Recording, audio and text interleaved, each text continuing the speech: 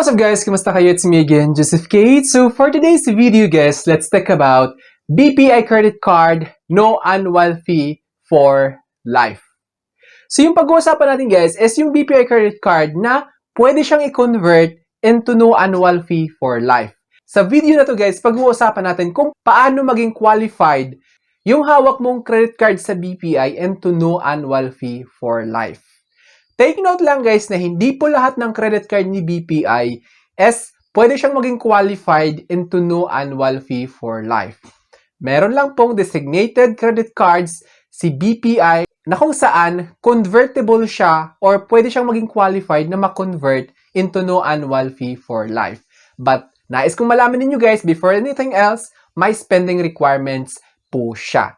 At yan yung pag-uusapan natin ngayon sa vlog na ito, kung ano yung spending requirement or kung magkano yung spending requirement para ma-convert yung BPI credit card na meron ka ngayon into no annual fee for life. At the same time, kung ano yung credit card na yon na eligible para ma-convert into no annual fee for life. Pero bago yun, nais muna kitang imbitahan na mag-subscribe sa YouTube channel ko kung bago ka pa lang kasi marami pa po akong isi-share ng mga tutorials, knowledge, and experience of mine in the future. Kaya naman huwag niyong kalimutan mag-subscribe para updated kayo lagi sa mga vlogs na i-upload ko. Yun lang po at sobrang maraming salamat po. So as you can see guys, here, to qualify for a BPI no annual fee for life, NAFFL. So when we say NAFFL, no annual fee for life po ang ibig sabihin niyan. NAFFL credit card, you must be a new-to-bank customer. Apply for a qualified card, typically BPI Rewards or Gold Rewards card, between October 20, 2025 and January 31, 2026. As you can see guys, tapos na yung petsa. But I would like you to know na minsan, tuloy-tuloy lang po itong offer na to. Parang ine-extend ni BPI kumbaga. Kaya naman, nais kong malaman ninyo na dapat maging aware kayo sa mga ongoing promos ni BPI. Parang pag nakita nyo ulit yung promo na to, which is sometimes tinatag nila as promo na swipe and save, which is yun yung tinatawag nila kadalasan sa promo na to na kung saan mag-spend na kayo ng certain amount, then mako-convert into no annual fee for life yung hawak nyong BPI credit card. Isa-isahin natin guys. To qualify for a BPI no annual fee for life or NAFFL credit card, you must be a new-to customer. You must be a new-to-bank customer. So, ibig sabihin guys, yung mga mag-a-apply pa lang ng bagong principal credit card sa BPI, yung mga qualified dito. But don't worry guys, kasi minsan is nag-o-offer naman si BPI or nagkakaroon sila ng promo sa mga existing BPI credit card holders. Specifically, yung mga rewards card holders nila. Take note, yung mga rewards card holders lang. Like for example, yung BPI Blue Rewards Card, BPI Gold Rewards Card na mga credit card holders.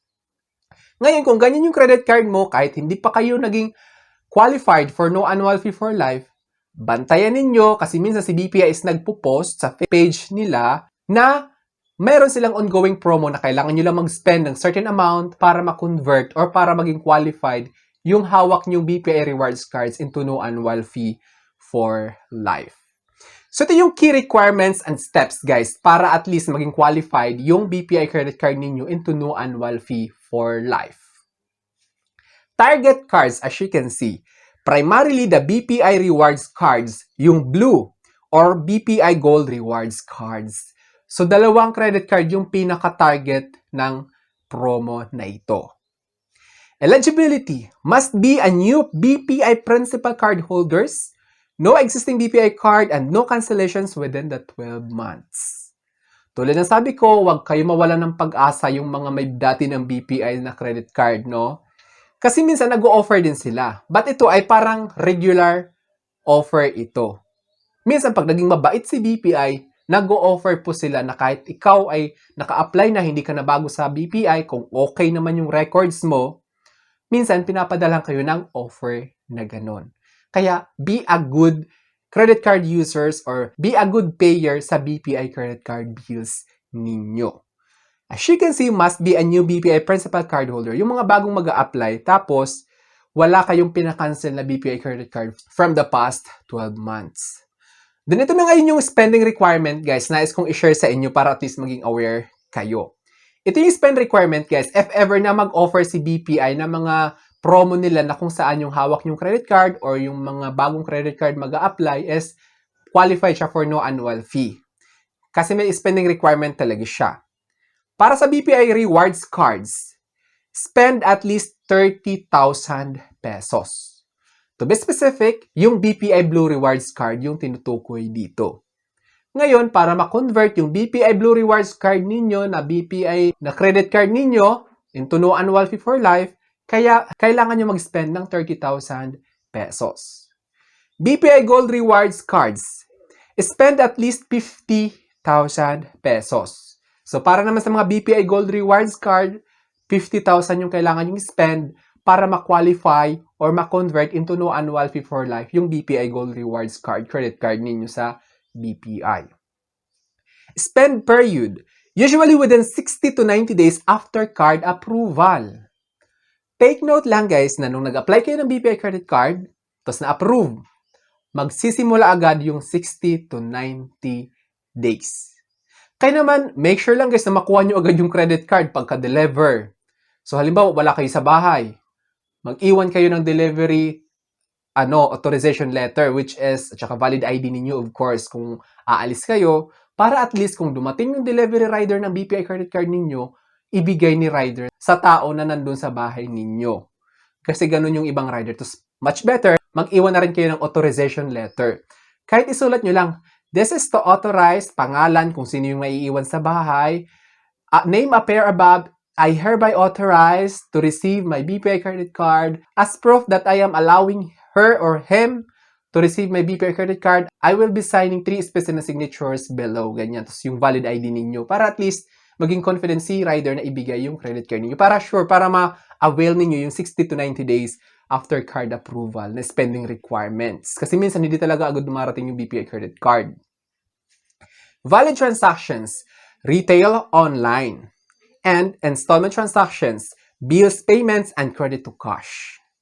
So if ever guys na hindi kayo aware kung ano yung mga valid transactions, kasama po ang retail, kung bumili kayo, ginamit niyo yung BPI credit card na yung pinambili niyo, pinang-swipe. Online payments, like, alam mo yon, mga online shopping. Then, installment transactions, kung may binili kayong installment, alam mo yon, tapos nagre-reflect siya every month. Then, bills, payment, and credit to cash. So, kapag nag-credit to cash kayo using that BPI credit card, qualified po siya. Then, meron naman mga excluded transactions, guys. Yung cash advance is hindi po kasali. Then, yung fees and casino gambling. So, kung yung quasi-cash na sinasabi, which is ginamit ninyo, pambayad, yun yung pang, alam mo yon, hindi po kasama yung pang-casino gambling. Hindi po kasali sa transaction yon. Then, yeah, let's talk about how to apply sa mga new BPI credit card clients or customer. As you can see, una is apply online through the official BPI website or qualified partner channels. So, via online, guys, search nyo lang yung BPI credit cards, then puntahan nyo yung official website ni BPI. Wait for approval and card issuance. Of course, kailangan nyo yung mga requirements, guys, na pabilis lang kasi dito. Kailangan nyo yung valid ID, of course. At the same time, kung may existing credit card kayo from other banks, much better para mas mabilis yung application. Ngayon, kung wala kayong existing credit card, kailangan nyo i-provide yung ITR or di kaya payslip ninyo. Alam mo yun, kailangan yung proof of income. So I think that's all for now. Sana may na-share ako. Don't forget to subscribe for more videos. It's me again, Joseph Cake, that says, we don't have cash because we go for cashless transactions. Bye-bye!